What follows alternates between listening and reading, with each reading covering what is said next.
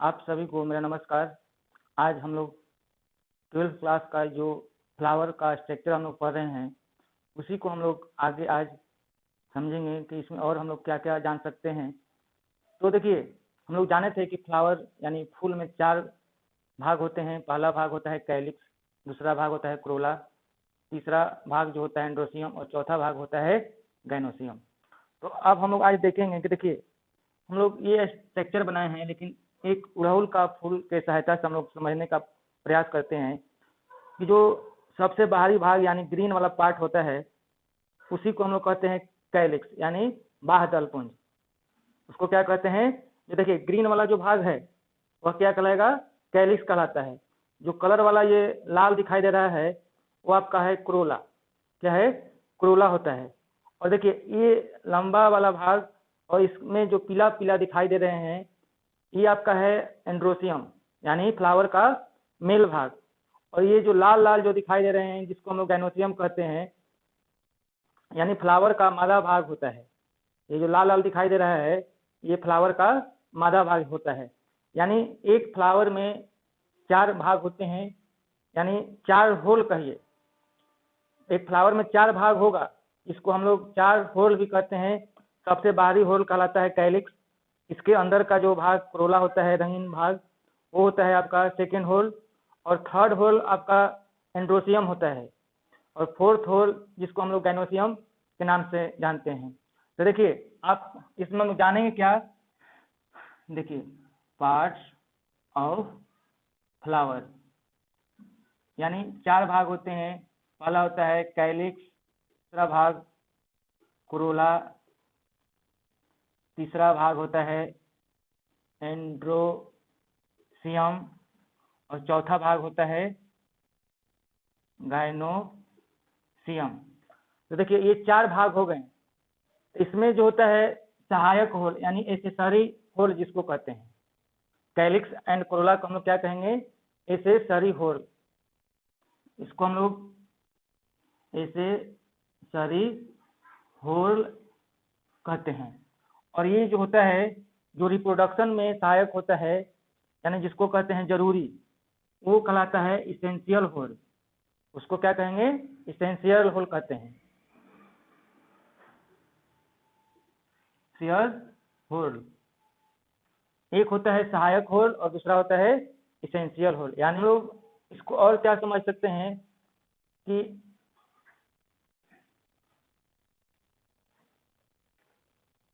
देखिए, part of flower unit और देखिए, पार्ट ऑफ फ्लावर यानी पहला भाग जो होता है कैलिक्स, इसका एक भाग होता है सेपल। और इसको फार्मूला के रूप में लिखना हो तो इसको हम लोग के रूप में सूचित करते हैं।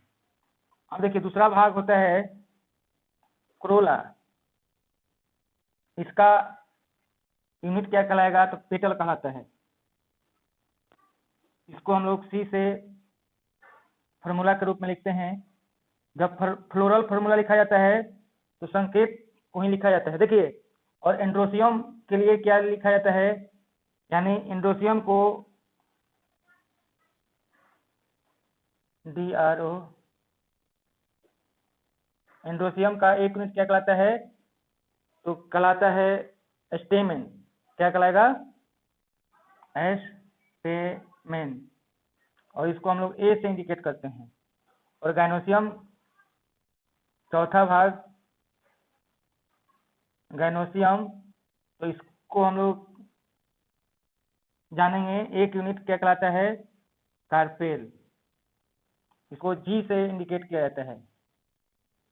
फ्लोरल फार्मूला हम लोग लिखते हैं, उस समय कैलिक्स के लिए के, क्रोला के लिए सी, एंड्रोसियम के लिए ए और गाइनोसियम के लिए जी का इस्तेमाल हम लोग करते हैं। अब हम लोग जानेंगे कैलिक्स जो होता है, तो कैलिक्स के बारे में हम लोग जानेंगे कि कैलिक्स क्या होता है।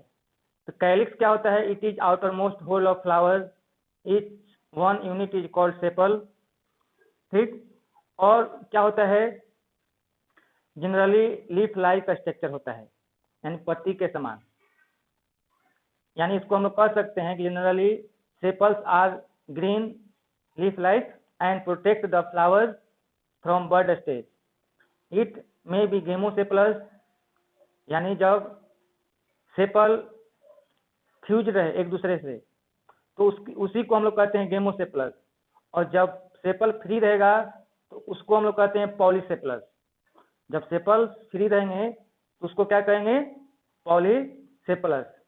और हम लोग जानते हैं कि जब कैलिक्स के एक भाग को हम लोग सेपल कहते हैं तो मोनोकोटिलीडन में होता है 3, यानी सेपल की संख्या रहेगा 3, और डाइकोटिलीडन में सेपल की संख्या रहेंगे 5। देखिए हम लोग फ्लावर के 4 भाग के बारे में जान चुके हैं, तो अब हम लोग जानेंगे कैलिक्स के बारे में। तो कैलिक्स, इसको हम लोग क्या क्या लिख सकते हैं? It is outer most whorl of flower. It is outer most whorl of flower. और क्या हम लोग लिख सकते हैं? It one unit is called sepal. It one unit is called sepal. और हम लोग क्या लिख सकते हैं कि generally sepals are green. Generally sepals are green. Generally sepals are green. इसके बाद और हम लोग क्या लिख सकते हैं? जब सेपल ज्वाइंट हो यानी फ्यूज हो तो उसको हम लोग कहते हैं गेमोसेपलस, और जब फ्री हो तो उसको कहते हैं पॉलीसेपलस। यानी इट में B गेमोसेपलस, गेमोसेपलस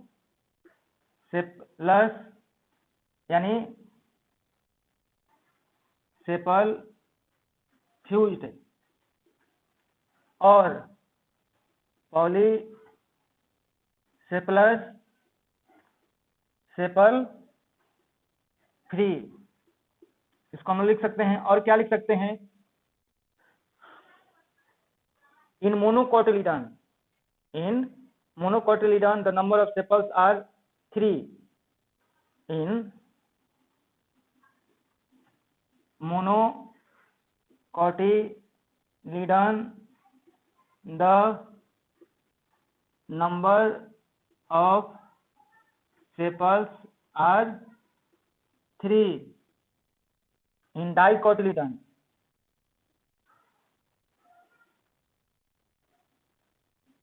the numbers of sepals are 5. इसके बाद हम लोग क्या लिख सकते हैं? इसका फंक्शन। तो फंक्शन के रूप में हम लोग क्या लिख सकते हैं?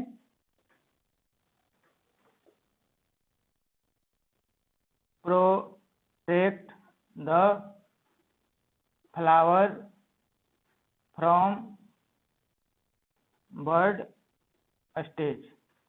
ये हम लोग लिख सकते हैं। Type of calyx, type of calyx होते हैं type of calyx with respect of duration, यानी ड्यूरेशन के आधार पर ये होते हैं 3 प्रकार के। कैडुकस होता है, डिसिडुअस होता है, और परसिस्टेंट कैलिक्स होता है। तो कैडुकस क्या होता है कि जब ओपनिंग स्टार्ट हो फ्लावर का और कैलिक्स झड़ जाए तो वह कहलाएगा कैडुकस। उसके बाद होता है डिसिडुअस, कि जब तक फ्लावर रहेगा तब तक कैलिक्स रहेगा तो वह कहलाएगा डिसिडुअस कैलिक्स। और परसिस्टेंट कैलिक्स में क्या होता है कि यह फ्लावर के खत्म होने के बाद जब तक फ्रूट रहेगा तब तक कैलिक्स रहेगा तो वह परसिस्टेंट कैलिक्स कहलाता है। यानी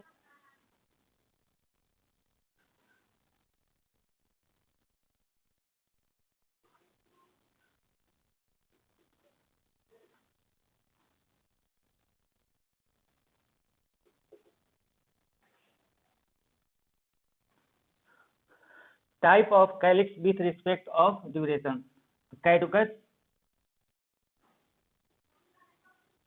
कैडुकस में क्या होगा? It just fall the opening of flower from bird, यानी बर्ड से जैसे ही फ्लावर ओपनिंग स्टार्ट होगा तो कैलिक्स झड़ जाएगा, तो उसी को हम लोग कहते हैं कैडुकस। इसका एग्जाम्पल होता है पॉपी।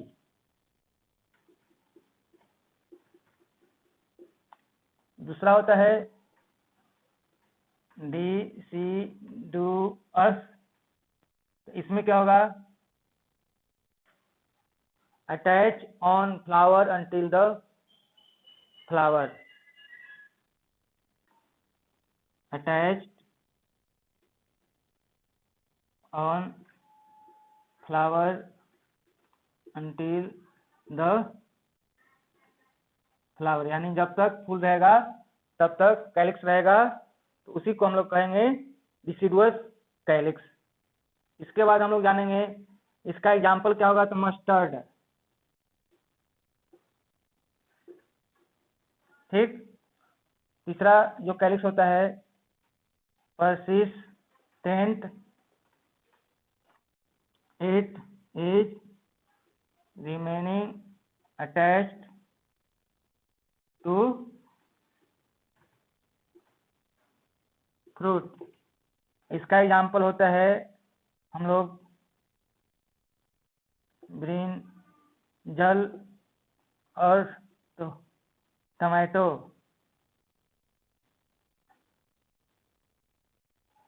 में हम लोग देखते हैं कि ये जो बैगन के ऊपर जो ग्रीन ग्रीन कलर का होता है वह कैलिक्स ही होता है, टमाटर के ऊपर भी रहता है ग्रीन ग्रीन कलर का, तो कैलिक्स ही होता है। इसके बाद हम जानेंगे कोरोला के बारे में। कोरोला क्या होता है, तो corolla it is second whorl of flower, it is second whorl of flower Corolla.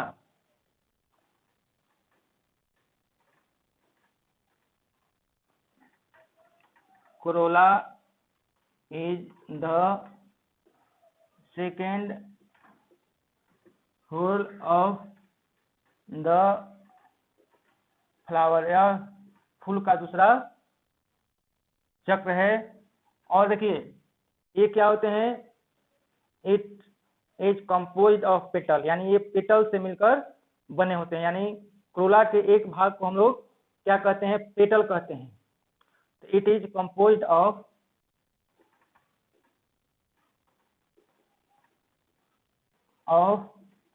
Petal, यानी पेटल से मिलकर के बने होते हैं। और हम लोग क्या लिख सकते हैं, like the calyx the Corolla also protect the more essential part of flower, यानी इसको हम लोग लिख सकते हैं like the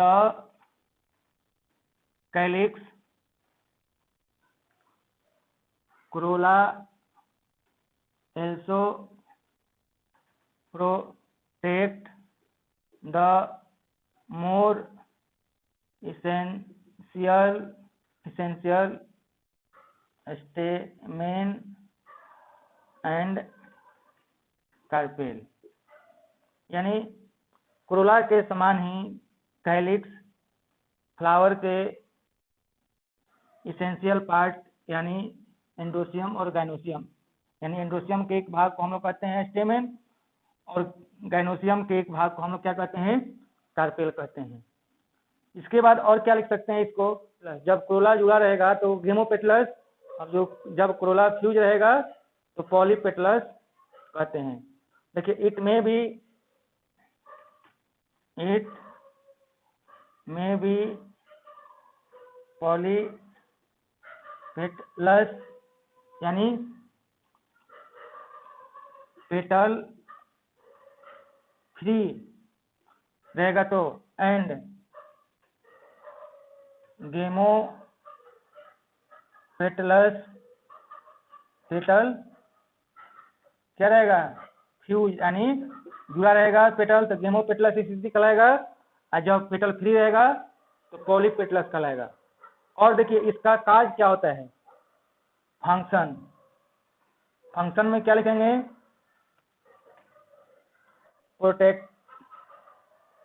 protection of essential hold,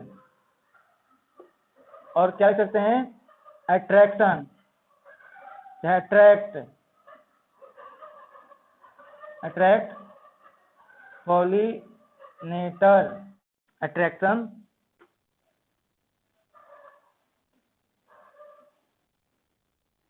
of insect. ये मेरा क्रोला हुआ। इसके बाद हम लोग जानेंगे एंड्रोसियम। इसके बाद आने वाले वीडियो में हम लोग जानेंगे एंड्रोसियम और गैनोसियम। तो एंड्रोसियम का जो भाग होता है एंथर, फिलामेंट और कनेक्टिव, इसके बारे में जानेंगे डिटेल रूप से। और गैनोसियम, स्टिग्मा, स्टाइल और ओवरी, इसके बारे में भी हम लोग डिटेल रूप से जानेंगे। आने वाले वीडियो प्राप्त करने के लिए आप लोग चैनल को सब्सक्राइब कर लें ताकि आने वाला वीडियो आपको प्राप्त होता रहे। आज के लिए इतना ही, धन्यवाद।